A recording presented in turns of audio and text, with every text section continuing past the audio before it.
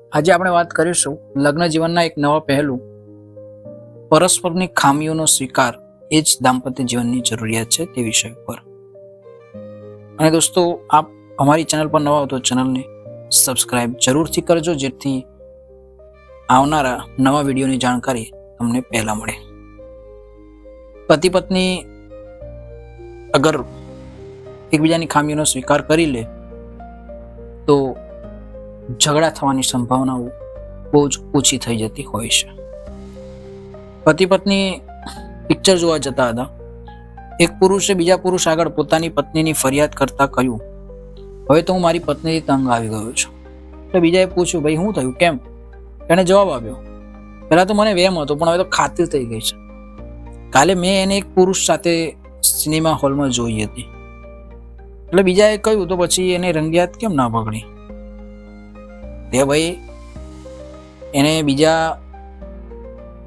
પુરુષ સાથે પિક્ચર જોતા જોઈ તો તેને રંગિયાત કેમ ન પકડી? એટલે પેલા ભાઈએ જવાબ આપ્યો કે શું કરું યાર, હું મારી ગર્લફ્રેન્ડ જોડે હતો.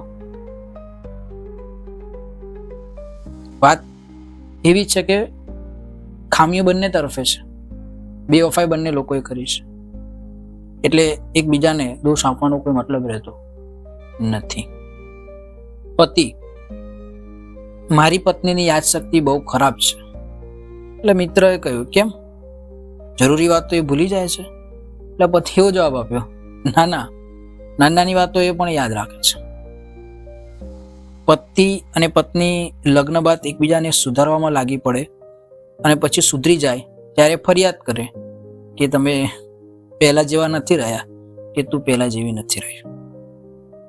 કહેવાનો આશય એટલો જ છે કે તમે જે છો, જેવા છો, જે રૂપે, જે સ્વરૂપે કે જે અવસ્થામાં છો, એ રીતે, એ અવસ્થામાં, એ રૂપે, એ જ ખામીઓ સાથે અગર તમે એકબીજાને સ્વીકારશો તો તમારું લગ્ન જીવન રોમાંચક, પ્રેમભર્યું, વાલભર્યું બની રહેશે અને એમાં ઝઘડાને સ્થાન ઓછું રહેશે.